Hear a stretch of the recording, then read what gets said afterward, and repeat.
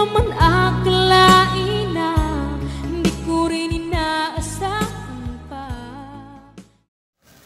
Narito tayo ngayon upang matunghayan ang nagiinit, nagbabaga at talaga namang usap-usapan at nagtitrending na latest issue ni Ate Erica. Sa pagpapatuloy ay narito muli si Kalingap Val Santos Matubang upang pag-usapan ang issue sa pagitan ni Ate Erica at ng kanyang pamilya, lalong-lalo na sa kanyang lolo na si Lolo Miguel. Dito nga ay sinabi ni Kalingap Val na napakalaki talaga at napakarami talagang reklamo ni Ate Gina na mama ni Ate Erica at Sheila May sa mga vlogger na nagpapa-interview siya. No. Ay bakit nga lahat daw sa Kalingap? Ano ang problema? Ano yung pinaglalaban mo sa Kalingap? Dahil sa pera, di umano, na hindi nyo natanggap? Bakit hindi nyo kinausap si Kalingap Rap? Bakit kung meron man pinadala ang ibang sponsor na hindi nakarating kay Erica, bakit hindi nag-follow up itong mga sponsor na to, ha? Umakyat ka, nagpa-interview ka, madam, kay Salcedo.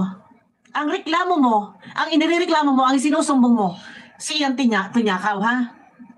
Wala ko siya ngayon sa amin binigay na pangpagawa ng bahay. Wala.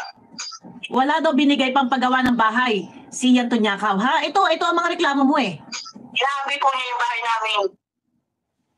Inaangkin. Marami pong nagarating po na reklamo sa atin. Itong si Ate Gina. Aha. Huwag ka nang lumapit sa iba. Yung mga yan, walang magagawa yan.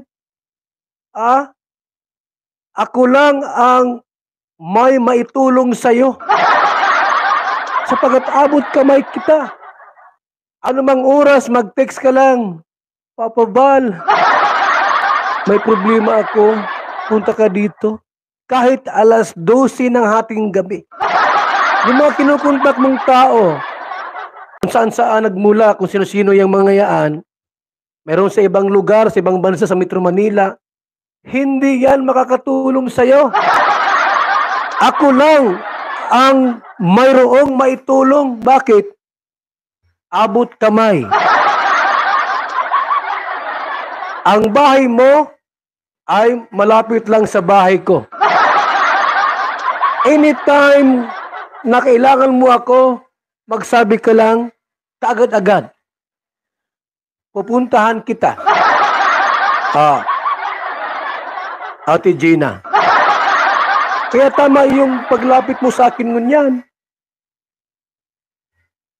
Ang dami mong problema. Pati pala si Miss Tunyakaw, problema mo na. Pasan mo ang mundo. Ako'y naaawa po sa kanila po mga... May nagsabi pa nga na gusto daw iparating ni Ate Gina na mama ni Ate Erica at Sheila May ang kanilang away sa Raffy Tulfo. Sabi naman ni Kalingap Val ay hindi na daw yon kailangan sapagkat si Kalingap Val lang daw ang tanging makakatulong sa kanila. Si Kalingap Val daw ang kanilang lapitan kung gusto nilang magkaayos-ayos lahat. Doon sa mga walang alam. Sa Manila, ibang bansa, o sino yung kausap mo, wala silang maitutulong sa'yo.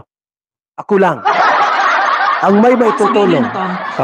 Malapit sa last part na gusto nila makarating kay Raffy Tulfo. Wala yan! Alis yan? Ako lang ang makatulong sa'yo dito. Bakit? Abot kamay, di kita. Anong sunod mo? Di kita iiwanan. Ate Gina. Wala kang gastos dito. Mapatulpo ka, makakuha kang pamasahe. Mapa-schedule ka. Tapos, ang gagawin ng mga staff niya, tawagan mo si lolo mo. Sino yung ireklamo mo, Miss Gina? Sorita.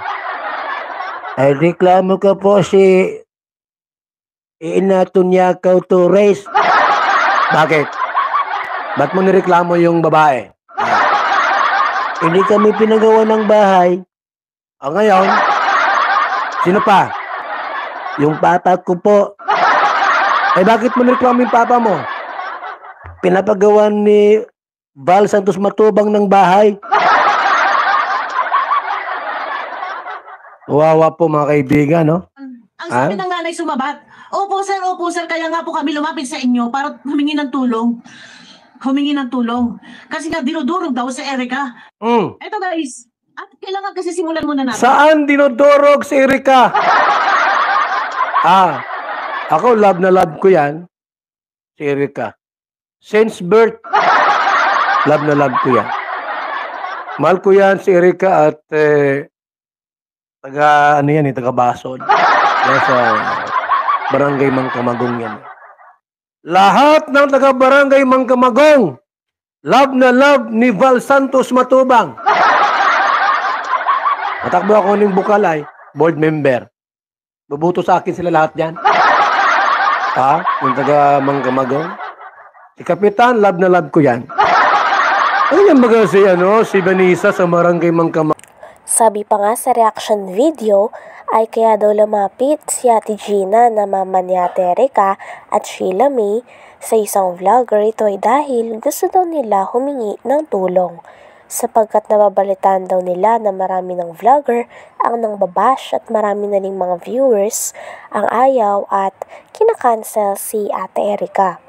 Talagang para nga sa mama ni Ate Erica ay parang dinudurog daw ang kanyang anak. Sabi naman ni Kalingap Val ay sino daw ang dumudurog kay Ate Erica sapagkat siya ay mahal niya daw si Ate Erica. Sorita, ay reklamo ka po si Inatunyakaw Torres. Bakit? Ba't mo nireklamo yung babae? Hindi kami pinagawa ng bahay. Ngayon, sino pa? Yung papa ko po. Ay bakit mo nireklamo yung papa mo? Pinapagawa ni Val Santos Matubang ng bahay. Wawa po mga kaibigan, no? Ang sabi ng nanay sumabat, opo sir, kaya nga po kami lumapit sa inyo para humingi ng tulong. Kasi nga dinudurog daw sa Erica.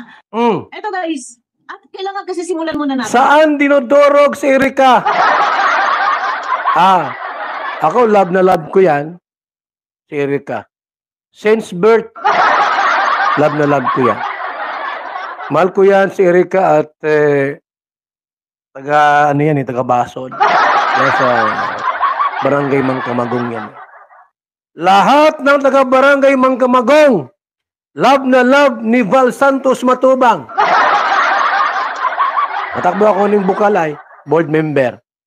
Bubuto sa akin sila lahat yan. Yung taga-Mangkamagong. Si Kapitan, love na love ko yan. Ano yan baga si Vanessa sa Barangay Mangkamagong? Kaya lahat ng mga taga-Barangay Mangkamagong, love na love ko. Ano na si Erica at saka si Gina. Para malinaw. Kasi hindi tayo pwedeng dumiretso na. Ito, para maintindihan ninyo, kung ano ang pinaglalaban niya, nandun siya sa laban kay Ian Tunyakaw, kaya nga siya nagpa-interview. Kasi ang daming mga pasabog ni Ian Tunyakaw. Pero bakit nga nalihis sa Kalingap? Tulungan po ninyo kami. Sige. Kung ganito, maitulong ko, halimbawa kung may yung matitirahan sa Maynila, para matutulungan ko. Marami po sir kami. Pwede maganda rin po yung